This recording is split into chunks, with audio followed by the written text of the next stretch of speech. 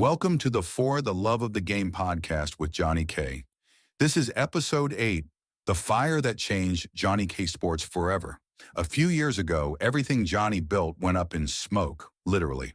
In this episode, Johnny is sharing the story of the fire that destroyed his building, what it took to keep going, and the unexpected ways it shaped the future of the business. Hard lessons, silver linings, and a reminder of why he does what he does. Let's get into it.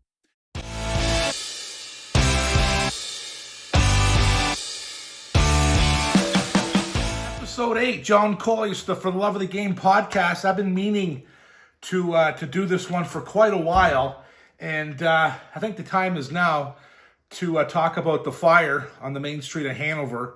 That was May 19th, 2022. It was a Thursday. But before we get into that, I want to thank everyone for listening, watching, all the comments, constructive criticisms, all the ideas and stuff.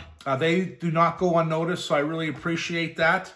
Today's podcast brought to you by Stay Social. Stay Social any day, feel great the next. Some sparkling and flat water that we've been pushing here the last month. It's been a good launch and some great feedback on that. But we finally have an official sponsor. Yeah, there you go. Stay Social. The fire. I want to take you back to May 18th, the day before. My son Charlie had a lacrosse game, and that was in Shelburne, Ontario. I went with my buddy Blake McEwen. Funny story. On the way home, we had locked the keys in the car. So I didn't go to Shelburne with Blake, but we came home together. He had locked his keys in his truck, and we had to find a way to get Blake back to Durham. That's where his dad was going to meet him. So on the way home, we had a full car, Blake and I in the front, and we were just kind of shooting the breeze on stuff, and we were talking about the downtown in Hanover and its current state, and maybe we had some ideas on how to make it better and all that type of stuff. So that's how Wednesday ended for me. See you later, Blake. We'll see you tomorrow. And then I woke up on a Thursday morning. My phone had blown up. It was crazy. I was getting numerous texts, and I like to try to ignore those texts sometimes, but after the 5th or 6th in a row, I figured something was up. So I checked my phone, and I'm getting texts from friends talking about, hey, there's a fire on the main street. Are you okay? And I'm like, I'm just fine. I'm lying in my bed. And at the time, I didn't know or didn't feel the magnitude of the fire. It was like, I don't know, is it a little fire at the Forum? They're going to put it out, and we'll be back to business by noon. But and I actually considered getting on the bike. You know, I like to get up in the morning, little cardio, put my running shoes on. I'm like, you know what? Best get to Hanover right away. And it wasn't just a little fire. The whole downtown, the Forum was in flames. And when I got there, I had to park at the drugstore because I couldn't get close to the building. I walked, and the sight that I saw, it was pretty shocking. It was like the scene of a movie. Numerous fire trucks. We had Elmwood and Chesley and Durham, West Gray, Hanover firefighters, and they were just all battling the blaze. It was at that time when I received at that point when I got downtown, it was the fire had just got into the lady shop beside my store. There was a little bit of an explosion. The window popped out. The mannequin was just lying in the middle of the road, and it was quite a scene. And all we could do was just kind of sit back. We were on the other side of the street. They had some fencing up already, and we were just taking it all in. I kept an eye on my building, and the building right beside me was pretty well destroyed. There was water coming out of the stairwell. That was kind of a unique thing to see. The stairwell right beside my building, waterfall. Firefighters, they did a great job, because I know that at my building, that was, they couldn't save the other buildings to the right of my building as I face it, but to the left was Johnny K's brick and mortar, and they were doing their damnedest to keep that fire out. And probably one of the best things too, or when you look around at all the firefighters, and they're all your buddies, and they're all guys that come into the store and girls, and they're there and they're trying their best, and these guys are volunteers, And they're all grouped together to put out probably one of the biggest fires of their career for sure. And just seeing them and knowing them, and remembering them come into the store, it just was a really good feeling having the community of local volunteer firefighters come together to put this blaze out. So it was shocking for sure. Nothing you could do. Now at the point that they had stopped the fire right at my building, the roof. There was damage on the roof. There was smoke that got into my building. Some water. It was salvageable for sure, but it was unsure at the time. You have to get all your engineers in there, and everyone's got to take a look. But the initial shock of that, I just sat there and I just stared at the building for 12 hours. And I remember the local restaurants downtown. Norm's at the time and Tommy D's at the time. They were going up and down Main Street. They were giving out coffees to all the volunteers, their sandwiches, muffins, and that bit of community there made me feel really good as well. Everyone banding together just to kind of help out. So it was a pretty big shock for Hanover on that Thursday, the 19th of May, 2022. And after that, it was quite a learning experience. But the initial fire was quite shocking. It probably took 3 days until I could get in the building, and it was my buddy Ben Plackholm escorted me in, finally got permission to get in the building. I had maybe a couple deposits on my desk. It was my first look inside. Everything was wet, smoky, all the power had been cut off, and that's when the wheels started turning, and that's where it gets a little bit overwhelming for sure. During the fire that day, my phone rings, and it was the adjuster from Germania, and it was just a quick talk, like, hey, how are you? Are you doing okay? Yes, I am. And he gave me options on the contractors for cleanup, and instantly I went with who I knew. High Tech from Hanover, I've worked with them before, no brainer.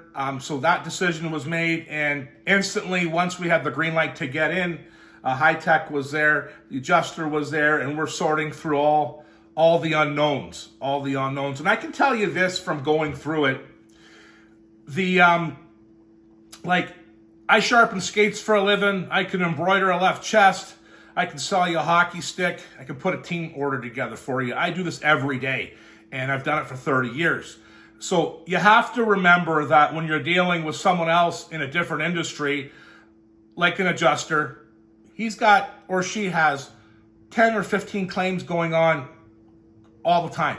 So they're always in this business, and they always know what to do. But it's not, your primary focus is your building. Their primary focus is helping you the best they can. But it's almost like they've done it before. Rinse and repeat, rinse and repeat. So you have to have trust right away. And it's not just, your focus. They have other clients to deal about too. But I was happy with the way of the introduction, how things went. And the same thing with High Tech. I've dealt with them before. Come in, we got to get a plan right away. What are we going to do? And, all the inventory was destroyed. And one bright spot on the inventory, we have a brand for the love of the game, as you know, and we had quite a bit of inventory that was destroyed or we couldn't resell. And the plan for that was going to be bagged up, and it was going to be taken to the landfill site and buried, garbage. And then right at the last second, just before we were going to take it away, they came to an agreement like, hey, John, do you want this product maybe for some type of giveaway, or can you do something good with this product?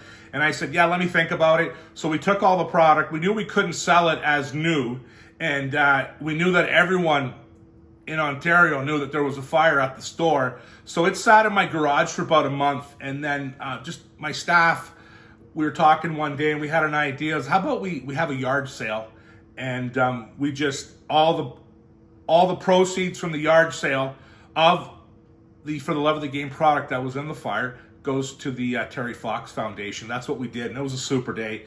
Just to fast forward to that, it was July, and we sold out in about 2 hours.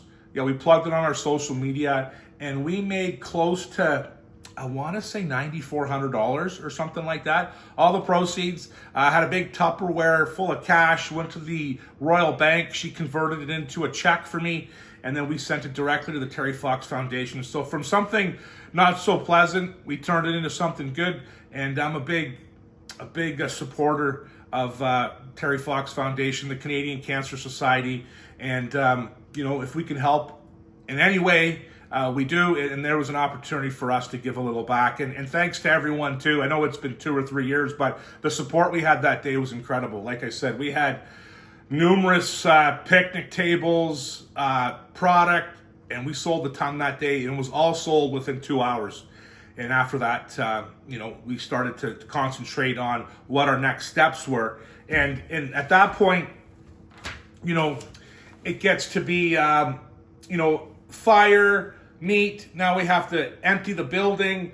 And at that point, too, you're talking, I'm talking with my team and what's our next step and what are we going to do. And just to bring you up to speed on, May 2022, we were just coming out of a major slight challenge in the world. It's called COVID. And I think we were cooking on all cylinders in May. And I remember talking to my team and just saying, you know what, isn't it nice to be back in business?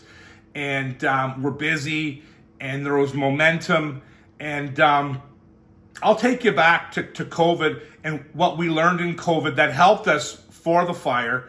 And probably the number one thing was we had to adjust with the online presence, and we had to be ready for online sales. And when COVID happened, that gave us more time to make those adjustments, update our website. People want to buy online, they want pickup, they want delivery. And that time that we didn't have the traffic coming in the store, we allocated more time for our website, for the Love of the Game brand. And I'm glad we did, because once we got through COVID, we were ready to go. It might have been the third month that we were open, and the momentum was high, and then the fire, and that kind of took the wind out of our sails, and we had to reset. But sometimes when one door closes, another one opens. And originally, like right after the fire, my team and I, we were pumped up. We talked about how we were going to come back to the brick and mortar at 305 10th Street. We were going to be better, and all that type of storyline. And we really believed that too. And it wasn't until maybe a month or two, we're going to get into July, we started to think about working from our home, working in the garage, and concentrate on our business. The last 30 years, 70% of that business is teamwear. It's in and out, it's hats, it's team uniforms, it's laser engraving, medals, custom apparel. And, that is the back end of the business. And, when I opened in August of 1996, I had no idea how to run a business. And I just remember how, we had to bring in about $75,000 worth of inventory, and we had to sell it. And the turn always frustrated me. We buy this product, we have to sell it. And then we started the team business, and we started small. 12, 15 t-shirts. I order them on Monday. I have them ready for Wednesday, and we get paid on Friday. So the team business started to be like, wow. I feel during my duration over my 30 years, there was some points I was undercapitalized. So cash flow was a challenge. So we started to really concentrate on our team business, and we started to turn more dollars. And at the same time, we would have our retail store out front. We'd sell skates and sticks and gloves and all sorts of things. But catering to the team business was what we do well, and what we continue to do well too. So that's where the idea come, like, wait a minute, maybe we can just concentrating on selling our own brand for the Love of the Game, and still continue to service all the local associations in the area, which we've had for the last 3 years, and just providing that service. And we've learned quite a bit about that in my team. We get better every year. We find things that work well and find things that don't, and then we make an adjustment and we keep going on. So that's where the thought process started to kind of sway towards, like, what? Maybe the brick and mortar is something that you could say you've done, Johnny. It's been 27 years, and you want to move into a different a different venture as you get, currently going to be 50 this year. That's a big one. I'm on the back nine, and I love what I do. And I'm not thinking about retirement, but I'm thinking of how I want to enjoy what I do. And I currently do that with the brand, working with my team, selling some water. That's a cool thing. And I love it. So that's all the thought process that went into everything when it came to the brick and mortar. And I told my team, let's move the embroidery machine here. Let's start working from home. And with your insurance, you have a loss of income coverage, but at the time, you just never know what the math is or the equation is or what it's going to work out to. And, I want to give you one piece of advice. If you ever go through something like this, you have to be careful if you listen to your buddies, because everybody wants to tell you their insurance horror story. There's not too many people lining up to tell you how great an insurance company was. It's all negative. A lot of it's negative. And I struggled with kind of filtering it in and out. And I tell you what, super anxious, depressed at times, and I knew it was a grind, but that was a big reason why I have a lot of close friends. I lean on a couple, and talking to one buddy one night, and I just said, you know what, I wish I had a little more support.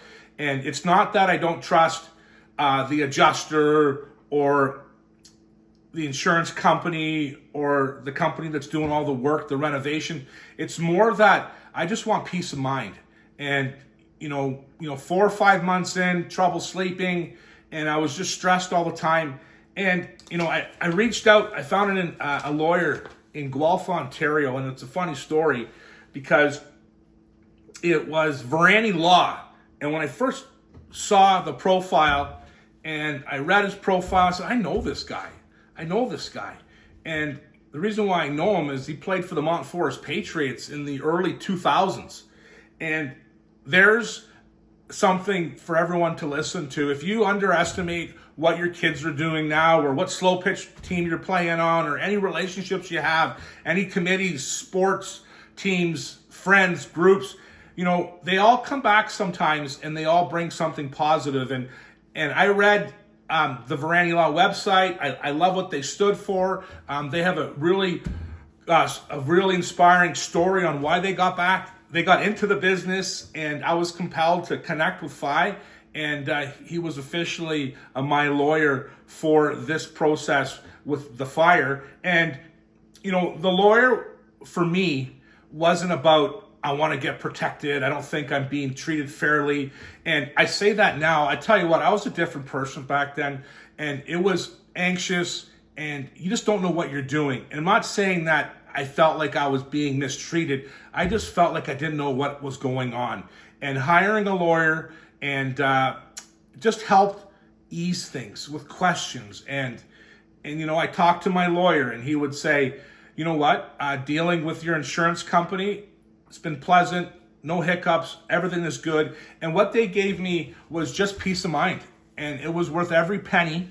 And, I joke sometimes with when someone asks me, why did you hire a lawyer? And I'm like, I needed protection for myself. Yeah, for myself. Like I said, I want to be able to sleep. And I have a thing called, I agree with everyone. I suffer from agreeability. Yeah, you know what? Sometimes I'll say, and you may be the same person to do the same thing, but you might be in a pressure situation and you just might want a steamboat to think about it, but people want an answer right away. But having the agreeability factor taken care of, that I have the extra time with my lawyer to talk it through, that was all the difference in the world for me. And I was so happy that I was able to work with Fi. There's 2 Jessicas there too, and they did a lot of the work as well, communicating back and forth. They communicated with the insurance company on my behalf, and everything worked out just fine. And but having that, I think when I first hired the lawyer, there might have been some misconceptions that I was upset, and I just didn't. I was thinking that I was mistreated. I didn't know what I was thinking. I just knew that I wanted to get to the peace of mind part of the whole thing, and I did. And after that, I actually might have started being a little better person, more pleasant, less thinking about this, maybe thinking about it maybe 15 hours a day instead of 24 hours a day. And, as we move forward, it was the experience has taught me a lot of things. And, what did I learn? There's a lot of things I learned. And I was always before the fine print. You get your insurance papers, your renewal. I'm guilty of just maybe glancing at them, maybe just seeing that I actually have coverage and putting it in the drawer. So if I could give you any advice, read the fine print. This was going to take me to the story of my buddy Manny, Miller Insurance, Kincardine, Ontario. How do I know Manny? I played local league hockey. We were both prodigies in Kincardine, Ontario, ripping up the local league and getting to the rink at 6 and 7 in the morning. We played together on the green team and the yellow team, I believe, but I've known Manny for 30 years. And around COVID, just when COVID kicked in, I had the idea, like, you know what, I don't want to be one of these people that just kind of glaze over their insurance papers. I want to make sure that, truthfully, I want to make sure that I'm not overpaying for insurance. So that was my idea going in. I said, hey, Manny, we met for lunch. And it was funny. The first call that he called me back, he's like, you know what, I don't know how to tell you this, but you're super uninsured. Like, you're grossly uninsured, something like that. And I was like, what are you talking about? And what we had for coverage on both buildings was nowhere near what it would cost to rebuild that. And who's responsible for that? K-Ball. That's me. I'm responsible. And it's easy to kind of maybe want to point fingers or my insurance agent at the time. And you know what? It could have been shuffle of the paper. They missed it. But at that point, I knew that, holy smokes, right? Because once Manny told me that I was underinsured, I started thinking of dollar signs. I'm like, holy shit, this is going to cost a lot of money. And to get the insurance where it had to be, my insurance premiums almost doubled. Yeah, almost had a little stroke. And that was a tough pill to swallow, especially that it was the first few months of COVID and we were just getting ready to shut her down, work online, all sorts of things that we had no idea what was going on. So talk about uncertainty, and then my insurance doubles. But boy, am I ever glad that I connected with my house league hockey buddy, Manny. And just remember now, sometimes you always wonder why you play sports, why you're driving your kid here and there, and, volleyball, basketball, whatever group they're playing in, school sports. It's about relationships. It's about meeting people. It's about friendships. And those friendships sometimes don't pay dividends, I tell you, until 25, 30 years later. So that's why for the Love of the Game part of our brand, we always push that, right? You always want to push, playing. It's not playing because you want to get a paycheck and you want to play in the NHL. Who doesn't, right? You're playing because you want to be in the room with your buddies, and someday you're going to need their help, and it's going to happen. So that's why it's so important. That's where our brand fits in with this whole story. But, Manny, we had a couple conversations on the phone. I remember the one time I called him, and I just lit into him. Just went psychotic. Just kind of, I wasn't happy about communication. And this guy just sat on the phone. He just listened the whole time. And, talked the next day. We were good. And sometimes you forget. Sometimes someone will give you advice and you forget. And Manny reminded me a couple times, do you remember when I mentioned this? I'm like, you know what, Manny, I wasn't thinking about that, but I'm not going to say that you did tell me that because I don't want to seem that I'm wrong here. So let me be mad for another couple hours and then I'll be good. And boy, was I ever happy dealing with Manny. I still deal with him every day. Gift of the gab, just like me. And that's why you want to deal with local. You want to deal with people you know. You don't want to punch in your stuff into the computer or, you know what, this is my date of birth, this is my social insurance number, no, I don't smoke, and someone spits out an insurance thing to you and say, there you go, you're covered. You want to be able to look these people in the eye. You want to be able to know that you have a relationship with them and they are in the community. You could drive and see them. And, that's the experience for me. My broker, Miller Insurance, I know a lot of people there very well. My Insurer in Germania, 8 in Ontario, same thing. And that was the one piece of advice that Manny gave me right away when this happened. He goes, you know what, Johnny, I've been in the business now 3 or 4 years, and this is what I know to be true. If you have a fire claim, it's Germania that you want to be with. They take care of their customers. And that made me feel good. And during the ups and downs and the peaks and valleys and the uncertainties that my lawyer Fi got me all through, it was, the end task was good. The end result was good. And I learned a lot about myself. I learned a lot about my teammates. We all worked together. We grinded. We had tough times here working together. And we learned a lot about each other. But we continue to grind, change systems, and our current status right now is we continue to work here in Durham from home. We're servicing a lot of associations. We're doing team business. We're selling water, like I said, and we're always trying new things. And I'm super proud of my team, super proud of everyone that's been part of this journey. And I don't wish this on anyone, but the biggest take back from this for me is dot the I's and cross the T's. Even if you're not that type of person, take the time to read your policy, form a relationship with your insurance broker, form a relationship with whatever you do, because there's going to come a time that you're going to need him or her to step up for you. And if you have a good relationship, they're going to put you at top of the list. So it's been 3 years. I'm glad I waited to make this podcast, because as I've been thinking about it, other things pop up and I start to know myself better too. And like I said, the experience has taught me one thing, is to be patient and to have trust in others, to lean on friends, and just to stay positive. And because I did get negative and it didn't serve me well. So like I said before, never underestimate local.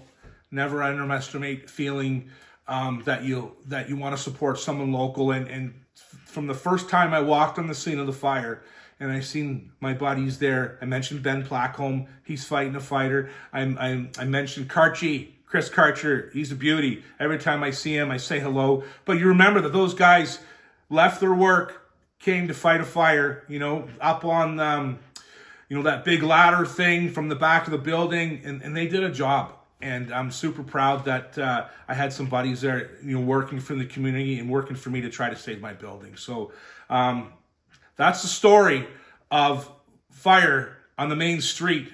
It happened on May 19th, 2022. And reflection has brought me to know that I learned a lot of things. I'm proud how we conducted ourselves as a team, and I'm proud that I dealt with local people like Germania, Miller Insurance, and High Tech.